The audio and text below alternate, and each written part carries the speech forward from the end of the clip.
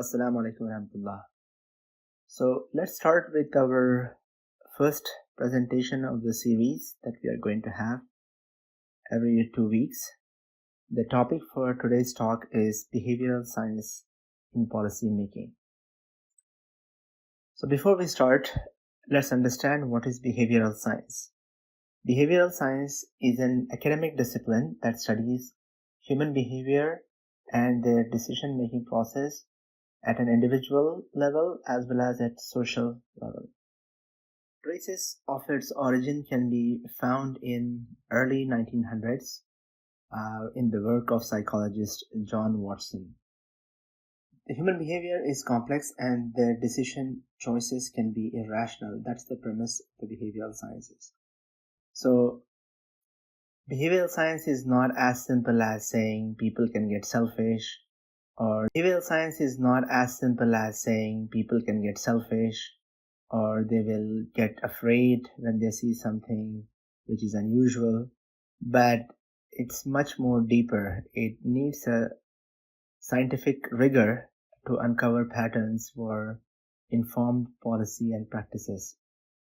The methods that are normally employed are experiments, observational studies, and statistical analysis.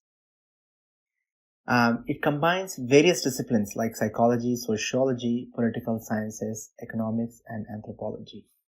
And the goal of behavioral sciences is to understand human behavior and to predict it using a priori information. It also intends to guide human behavior to improve quality of life for individuals and societies. So before we go deep into behavioral science and policy making, let's understand human brain structure. Human brain is quite complex and still has not been demystified. There are several theories around it, but the one which is relevant to understanding human behavior and the irrationalities can be traced in the works of MacLean in 1990s. According to MacLean, there are three main parts of brain based on their functions. The first is the neocortex, which is also called neomammalian brain. This is the most advanced brain which does logic and higher level thinking. Then we have the limbic brain or paleomammalian brain, which has emotions and feelings and doesn't have much rationality in it.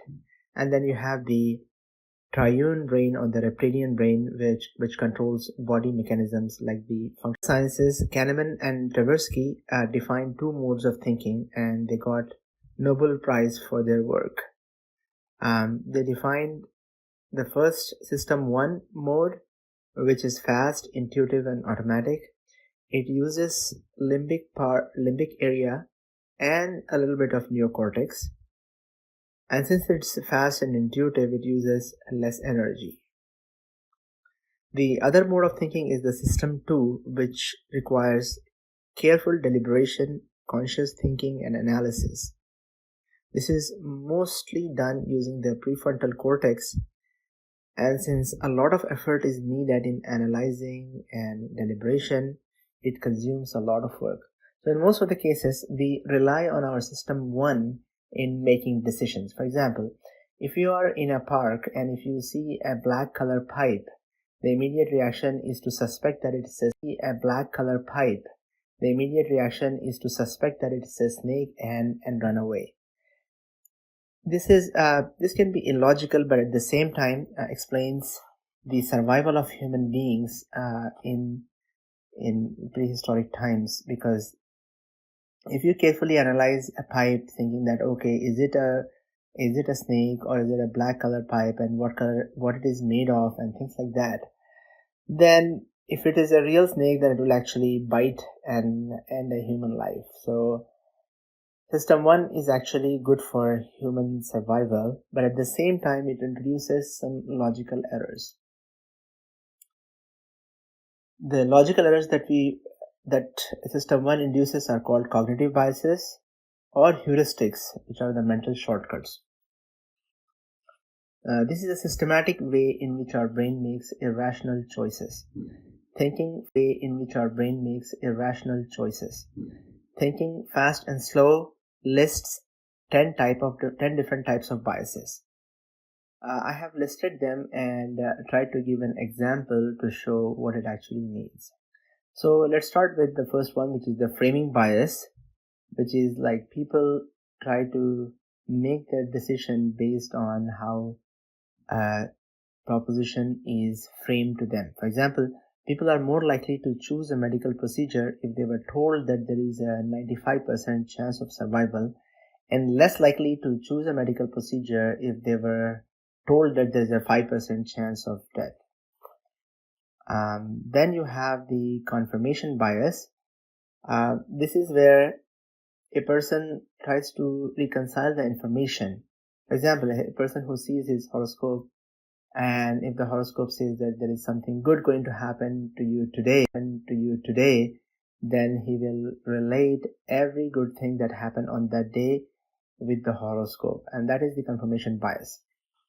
Then you have something called as anchoring bias, which we often see in markets when where a vendor gives a price which is quite high, and then you haggle with him and then come to a price which is somewhere in between. And this can also be illustrated in the example which was listed in Kahneman's book. This says a professor asked the class to estimate Gandhi's age and gave a following prompt. The professor said, you can guess the age, say 120 years. Students knew that it's illogical, so they laughed at it, but the average value that they estimated was 90 years. On the other hand, the professor gave a prompt to the other class saying that the students still laughed because Gandhi looks quite old, but when the average was estimated, for the average estimate of his age was calculated, students gave an estimate of about 60 years on average. So anchoring bias plays a big role on the final outcome based on how you start the proposition.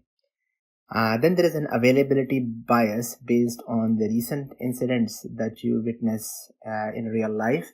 For example, after a very rare flooding incident, people will start to buy more flood insurances than fire insurances, whereas the probability of having the fire is much higher than having the flood. Then you have the representative bias, where a person with a certain looks or an object of certain looks is related with their personality. For example, a person with glasses and book in. Then you have the overconfidence bias, where people overestimate their tendencies. For example, let's say smokers, they think that they are not likely to die because of smoking, and the statistics are just meant for other people. One more example is that in a team, there was a survey asking people how much they contribute to the total work, and it turned out that the estimate of work that each individual gave when aggregated turned out to be more than 150%. Of course, it has to be 100% if everybody was truthful and the value was correct in estimate. Then you have the hindsight bias. After the incidents happen, you tend to say that, oh, I knew that from beforehand. For example, is gone like tenfold. You always kick yourself and say, I knew that this company was good, and I knew that it was going to perform well, but I didn't still buy it, and now you see it's 10 times more. And then you have the endowment effect, where people overestimate the cost of things that they possess and underestimate the cost of things that others possess, the same thing that others possess. For example, the author gives an example of wine bottle where the owner actually always thinks that it is of a high value when asked to sell, whereas they value it low when they want to buy the same thing from others. Then you have the sunken cost fallacy, where people continue to invest money in a falling business because of prior investment. You get attached to it, more of like endowment effect. And sunken cost fallacy, where people continue to invest money in a falling business because of prior investment. You get attached to it, more of like endowment effect, and then you refuse to believe that the business will go down, and you put more and more money until it goes bankrupt. Now let's see what is policy making. Policy making is a process of providing guidelines for governance and regulations. Policy making involves first identifying the problem at hand, then formulating different solutions, and then deciding after analysis which solution is the best, and then implementing and evaluating that, and then repeating the cycle from, let's say, the second step by reformulating the potential solutions and deciding and implementing and evaluating. Policy making is a quite complex and dynamic process involving policymakers, and then you have the analysts, which are basically the research agencies and advocacy organizations who propose for a certain bent in the policy. And then there are citizens who basically have to approve it or elect people who approve it. So the objective of policy making ideally is to promote public good through improvement in socio-economic situation of people. Example of policy making is the Help America Voting Act, HAVA, in 2002. The policy was basically to create enough ease for people to vote by providing them equipments for disabled people, and also making it easy for people who cannot see properly or who cannot read properly. HAVA also helped people to register by providing them opportunities to registration during public work, especially during the renewal of driver's license. So let's combine the two concepts, behavioral sciences and policy making, and see how it can be and how it is being used in policy making. But before that, we need to have some philosophical background. In post-World War II, we saw the trend of policy making is towards liberalism. This is primarily based on the philosophy of John Locke, Adam Smith, Stuart Mill, Montesquieu, who basically believe that human nature itself is good, and the responsibility of the state is to gently guide it towards the right path.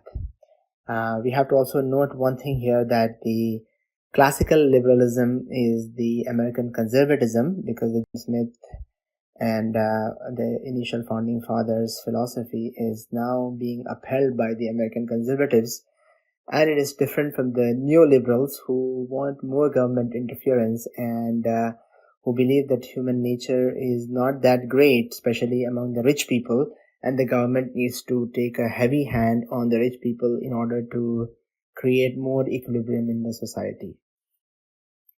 So the advocates of classical liberalism, which is the American conservatism,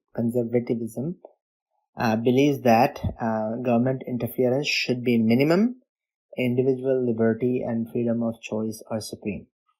So with this ideology and neoliberalism in dominance, the coercion has become quite outdated. Coercive policies are being put on backseat. For example, despite documented evidences of smoking hazards and the healthcare cost associated with it, Western democracies haven't banned smoking yet. And this is in matters of things where the studies are available. So in matter of things where studies are not available, where things are unproven, but just a logical proposition, coercion becomes even more difficult. And coercive policies become very infamous. So the path going forward is towards libertarian paternalism. So what is libertarian paternalism? Libertarian aspect is people should not be coerced. They retain right to make a choice. And paternalism is the opposite of it, where people which believe that people don't always make decisions that are best for them, and they need to be guided towards making the right choice. So, following a libertarian paternalistic policy means the role of the governing body should be of a choice architect. So, the role of choice architect is not to force people to do some things, but its role is to gently nudge people to make right choices. And that brings the concept of nudging, which is to subtly guide people's choice without restricting their other options. How is it achieved? Again, it is achieved through choice architecture, like I said before. Some of the strategies that are used in choice architecture are having smart defaults.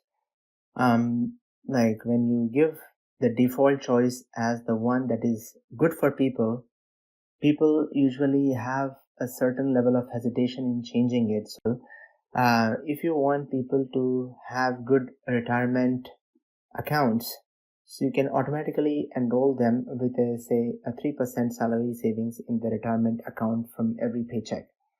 So if somebody doesn't want that, they have to make an effort to change the option that they don't want to save anything from their paycheck for retirement.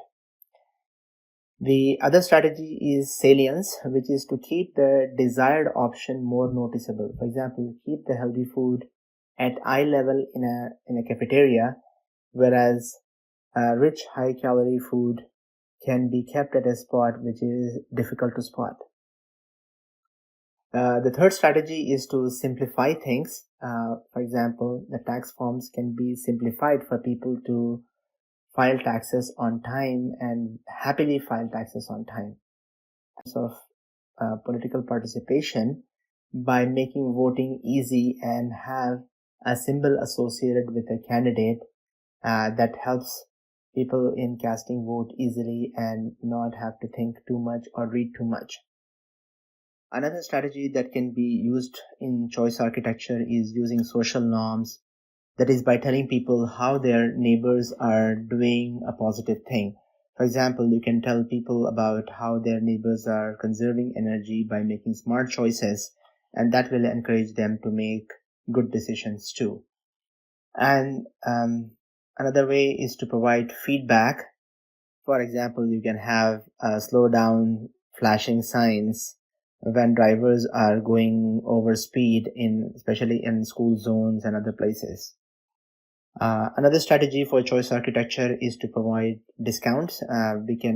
We see already this being the health insurances where a person who has healthy habits of not smoking, not drinking, gets to pay a lower premium, whereas the other person who smokes or drinks or has a health condition due to these bad habits have to pay higher premiums.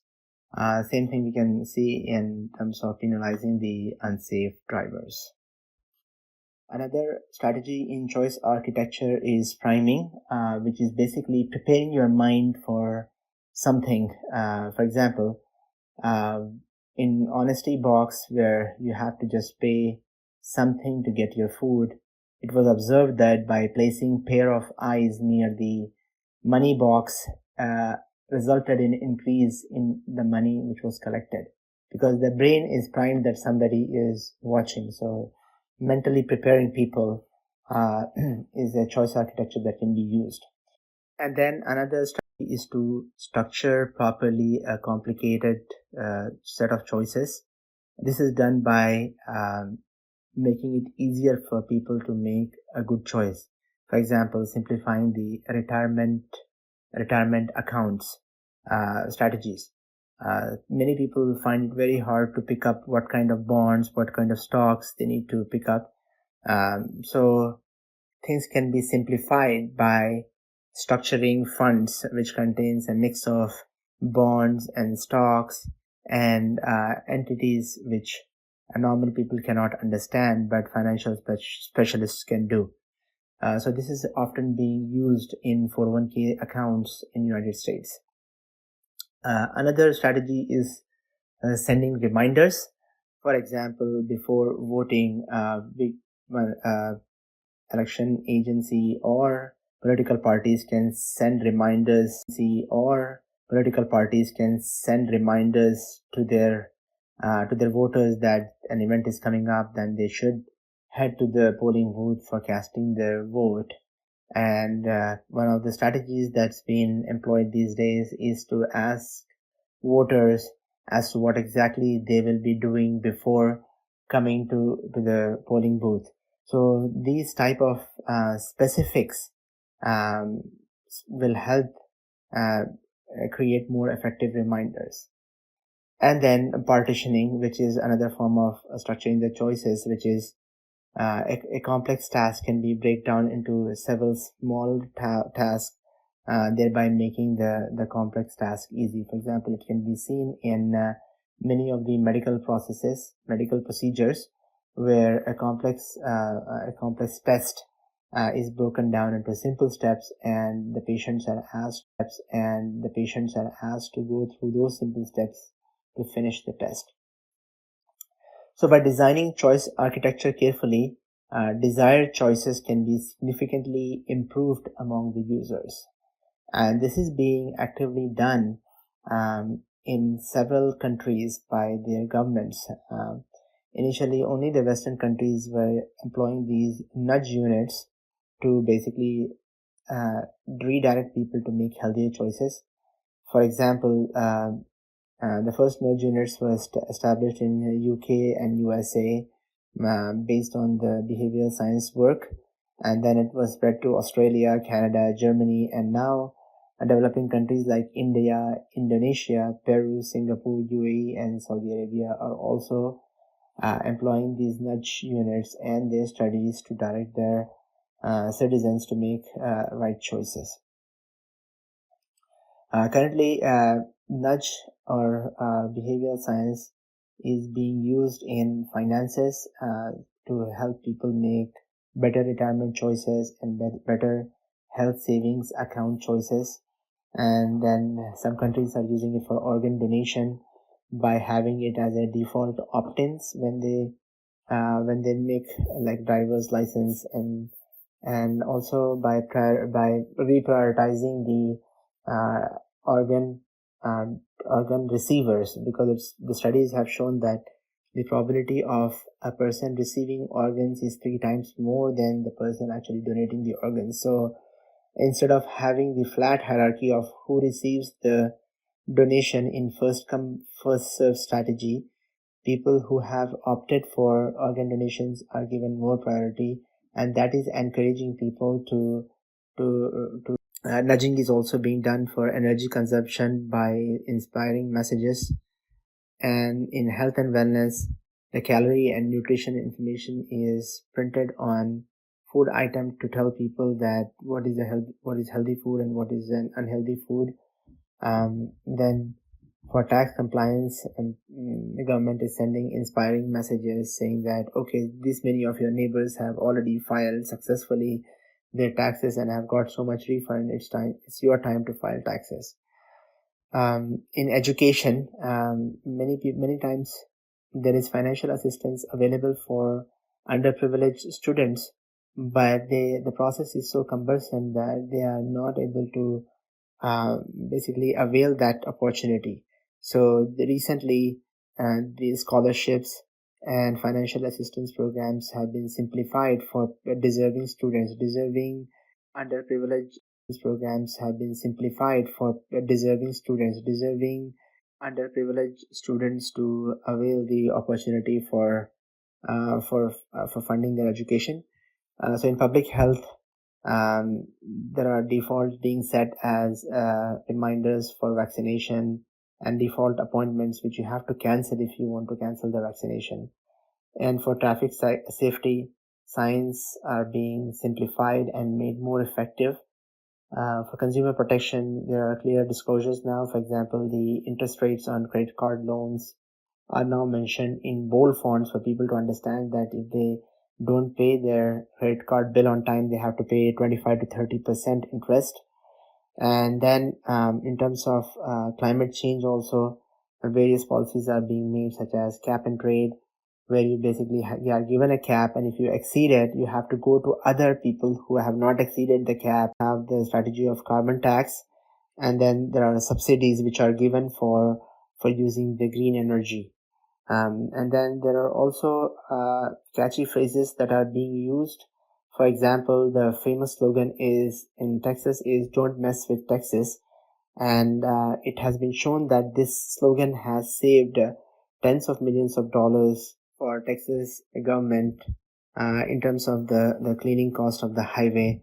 And this phrase came from a movie where a mom tells her son uh, when he keeps his room unclean, saying that "Don't mess with Texas," and that became such a popular phrase, and that it has become a pride slogan for the whole Texas. The point is that such catchy phrases can be used in policy making. So this concludes the discussion on behavioral sciences and policy making. Hope you got some idea of how the modern governments are using behavioral science in making policies and nudging people towards the right direction. So before we conclude the discussion, today's presentation, I just want to share some thoughts on liberal sciences and objectives of mine. I must admit that behavioral sciences is the first thing that I read beyond my vocational studies and Islamic literature studies. And I was basically puzzled that there are so many things in life which we as Muslims have not explored or studied. And that is something which we should be doing as part of mine. The modern times are fundamentally different from the medieval or the ancient times.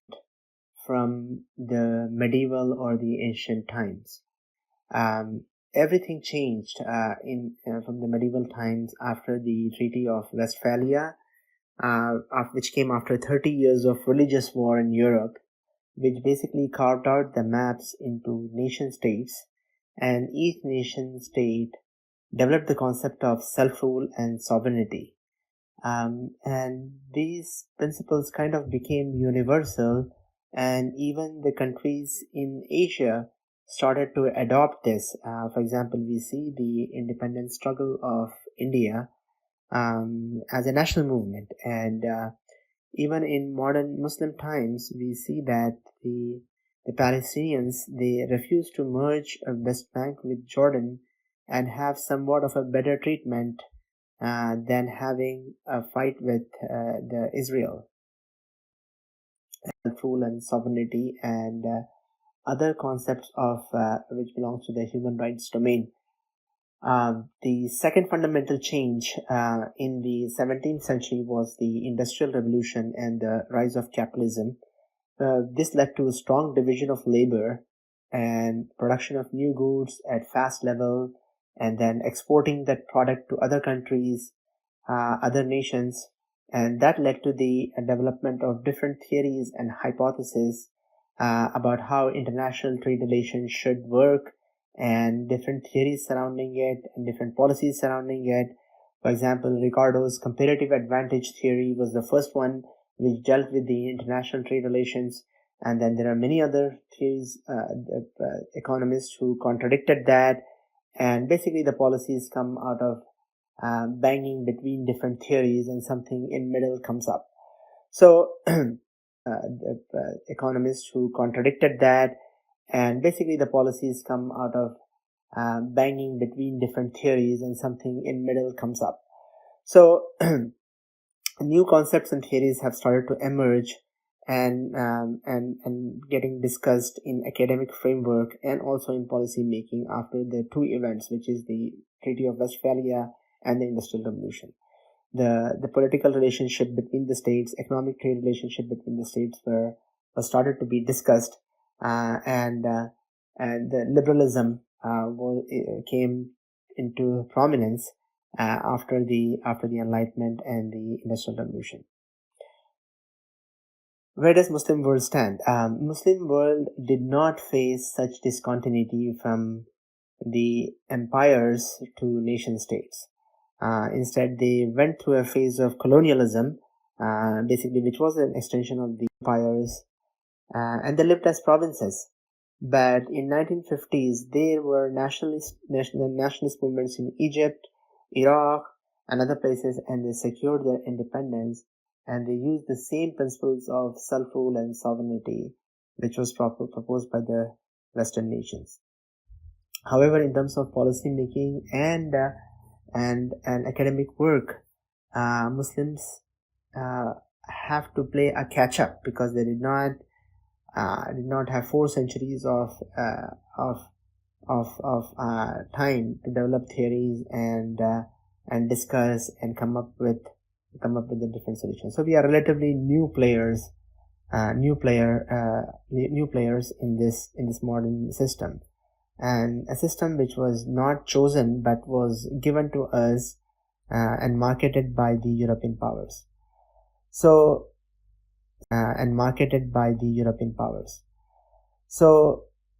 staying aloof and not understanding this thing is to our own detriment, because without understanding the system, you cannot come up with any rule, let alone ethical rules.